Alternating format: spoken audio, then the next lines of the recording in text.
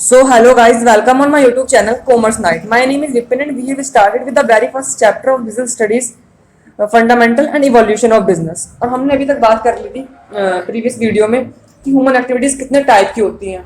हमने देखा था ह्यूमन एक्टिविटीज इकोनॉमिक और नॉन इकोनॉमिक के पार्ट में हम बांट सकते हैं। उसके बाद हमने देखा था कि इकोनॉमिक एक्टिविटीज फर्दर 3 पार्ट्स में बांट सकते हैं, बिजनेस, प्रोफेशन एंड एम्प्लॉयमेंट।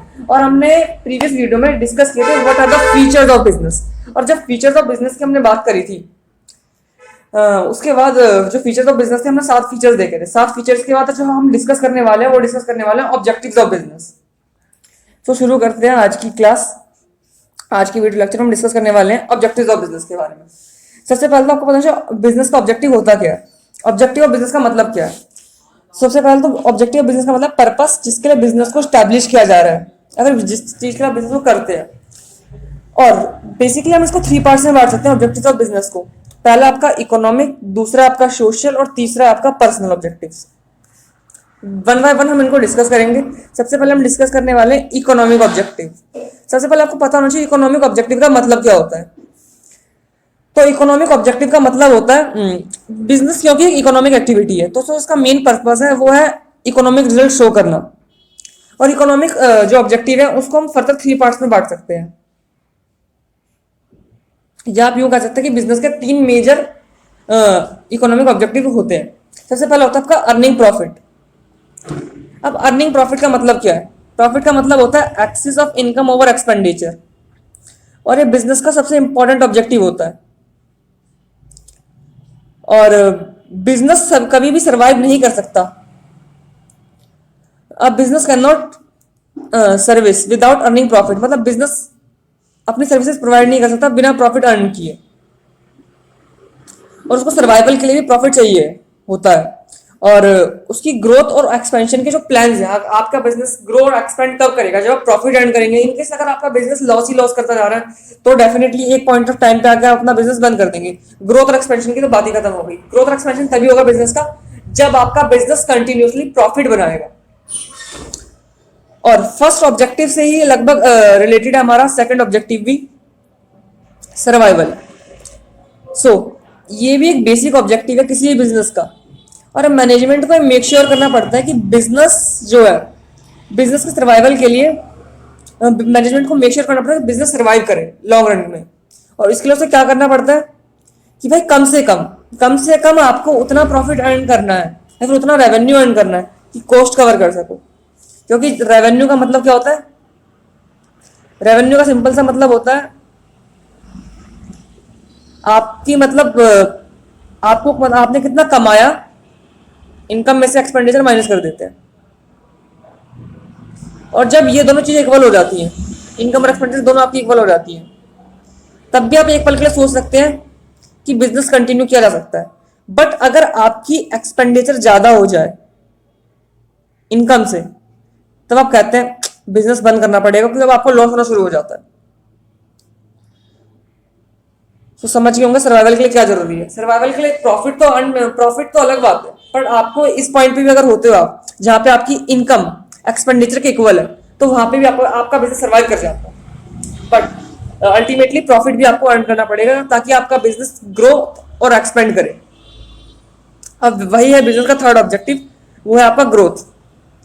और हर बिजनेस चाहता है कि वो समृद्ध बने। और समृद्ध बिजनेस कैसे बनेगा भाई? वो उसको ग्रोथ करना पड़ेगा, उसको एक्सपेंड करना पड़ेगा।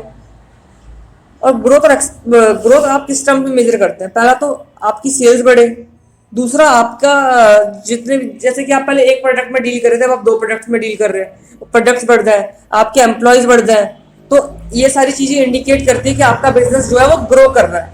आई थिंक ये सारी बातें आपको क्लियर होंगी। इसी के साथ हमारा इकोनॉमिक ऑब्जेक्टिव वाला जो पोर्शन है वो होता है खत्म। अब हम बढ़ते हैं सोशल ऑब्जेक्टिव की तरफ। अब देखते हैं बिजनेस के सोशल ऑब्जेक्टिव्स क्या क्या है। क्योंकि बिजनेस जो है ना वो सोसाइटी का पार्ट है, सो इसको मेक श्योर करना पड़ता है कि जो सोसाइटी को ना सर्व करे, इसकी रिस्पॉन्सिबिलिटी है कि बिजनेस सोसाइटी के लिए कुछ करे। और जो इंपॉर्टेंट सोशल ऑब्जेक्टिव्स है बिजनेस के, वो सबसे पहले आपका quality product and services at fair price. या फिर आप कह सकते हैं रीजनेबल प्राइस। मतलब उसको ना अच्छी गुड्स एंड सर्विस प्रोवाइड करे सोसाइटी को, उन गुड्स एंड सर्विस में कोई डिफेक्ट ना हो, उन गुड्स एंड सर्विस की क्वालिटी पुअर ना हो, ये बिजनेस को मेक श्योर करना पड़ता है और ये उसका सोशल ऑब्जेक्टिव है पहला। और ये पता कैसे चलेगा जैसे कि first and foremost social objective है बिजनेस का कि वो बेटर क्वालिटी प्रोडक्ट प्रोवाइड करे रीजनेबल प्राइस पे and in proper quantity on continuous basis to consumer. Example जैसे कि हम देख सकते हैं, कंज्यूमर जो है आईएसआई मार्क देख सकता है इलेक्ट्रिक गुड्स पे, ये क्या बताता है कि हाँ भाई ये गुड ठीक है, बढ़िया है। एफपीओ मार्क देख सकता है फूड प्रोडक्ट पे, हॉल मार्क ज्वेलरी पे। तो ये सारी चीजें क्या शो करती है कि हाँ गुड की क्वालिटी ठीक है, सर्विस गुड या क्वालिटी गुड्स की जो क्वालिटी है वो ठीक है। अब आगे बढ़ते हैं हम, हमारा सेकंड सोशल ऑब्जेक्टिव वो है avoidance of anti social practice. यहाँ वर्ड कंप्लीट नहीं है, यहाँ पे आएगा आपका एंटी सोशल प्रैक्टिस।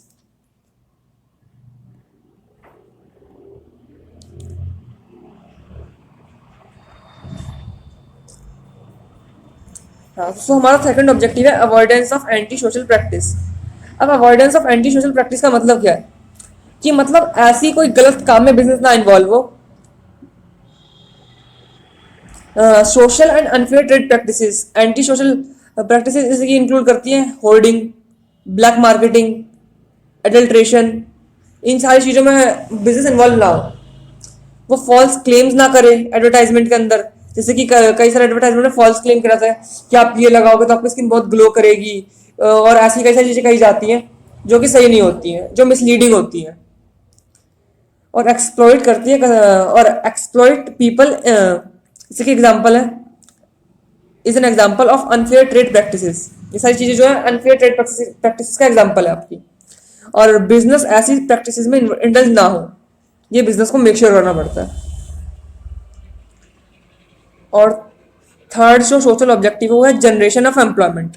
आज के समय पे तो भाई एम्प्लॉयमेंट किसी भी कंट्री या सोसाइटी का सबसे मतलब बड़ा इशू होता है। और बिजनेस क्योंकि सोसाइटी का पार्ट है तो बिजनेस को कोशिश करनी चाहिए कि वो मैक्सिमम लोगों के लिए एम्प्लॉयमेंट जनरेट कर पाए। जो उस कंट्री का जो बिजनेस किसी कंट्री के अंदर लोकेटेड है, उस बिजनेस को मेक श्योर करना चाहिए कि वो मैक्सिमम लोगों के लिए एम्प्लॉयमेंट जनरेट कर पाए।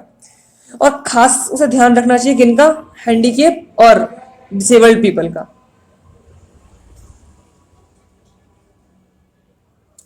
हमारा फोर्थ ऑब्जेक्टिव है बिजनेस का वो है एम्प्लॉय वेलफेयर।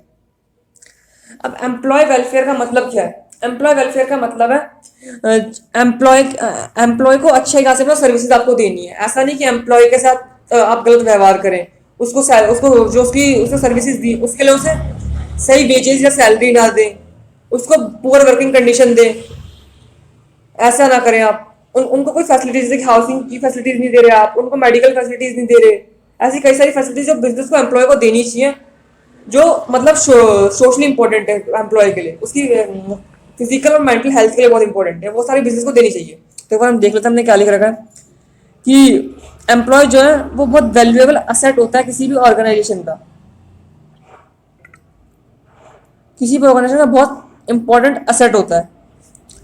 और एक बिजनेस का बहुत मेजर ऑब्जेक्टिव है कि वो एम्प्लॉय के वेलफेयर पे खर्चा करे, उनको प्रोवाइड करें गुड वर्किंग कंडीशन प्रोवाइड करें, फेयर वेजेस और फैसिलिटीज प्रोवाइड जैसे कि हाउसिंग, मेडिकल एंड एंटरटेनमेंट। और जो ये सर्विसेज होती हैं वो एम्प्लॉय की फिजिकल और मेंटल हेल्थ को इम्प्रूव करती हैं।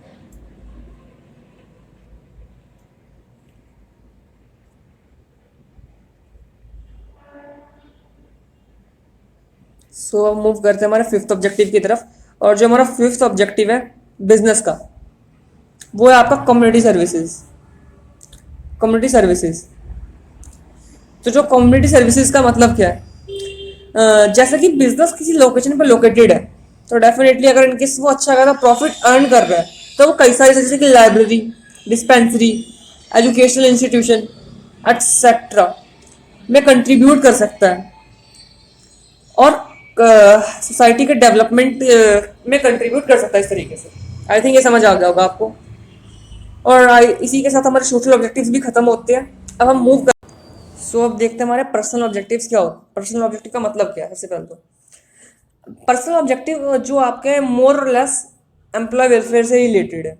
अब जो एक ऑर्गेनाइजेशन होता है वो होता है क्या, collection of individuals from different background. कई सारे लोग आते हैं एक ऑर्गेनाइजेशन का पार्ट बनते हैं, और वो जितने भी लोग होते हैं वो किसी ऑर्गेनाइजेशन का पार्ट क्यों बनते हैं, ताकि वो अपनी डिफरेंट नीड्स को फुलफिल कर पाए, डिफरेंट नीड्स और वांट्स को फुलफिल कर पाए। और ये नीड्स और वांट्स हो सकती है मे बी किसी की साइकोलॉजिकल नीड्स को फुलफिल करना हो, और ये हो सकती है बहुत हायर लेवल नीड जैसे कि self exploration need. Self exploration needs का बेसिकली मतलब क्या है, कि जैसे कि एक पर्सन जो है वो बिल्कुल अपने टॉप पे पहुंच जाता है, तो हो सकता है उस ऑर्गेनाइजेशन का उस चीज़ के लिए बने। और ये बहुत ज़्यादा इंपॉर्टेंट है किसी भी ऑर्गेनाइजेशन के लिए कि वो ना रिकॉन्सल का मतलब क्या होता है, मिक्स कर दे इंडिविजुअल नीड्स को ऑर्गेनाइजेशनल नीड्स के साथ। जैसे कि ऑर्गेनाइजेशन का गोल क्या है, प्रॉफिट अर्न करना, तो प्रॉफिट अर्न करने के साथ साथ अपने एम्प्लॉय की बेसिक नीड्स जैसे साइकोलॉजिकल नीड्स को फुलफिल करे, रोटी कपड़ा वो प्रोवाइड करे किसी भी एम्प्लॉय को, यानी कि मतलब एटलीस्ट उतना उसको सैलरी दे कि उसकी वो नीड फुलफिल हो जाए। और हो सकता है कोई बंदा ऑर्गेनाइजेशन का पार्ट इसलिए बने क्योंकि ऑर्गेनाइजेशन का पार्ट बनने से उसकी मतलब बहुत ज़्यादा रिस्पेक्ट बढ़ेगी। हो सकता है कोई इसलिए बने, मतलब डिफरेंट डिफरेंट नीड्स सबकी होती है। तो बेसिकली ऑर्गेनाइजेशन की जरूरत, ऑर्गेनाइजेशन को ये मेक श्योर करना पड़ता है कि ये सारी नीड्स जो इंडिविजुअल्स की वो फुलफिल हो।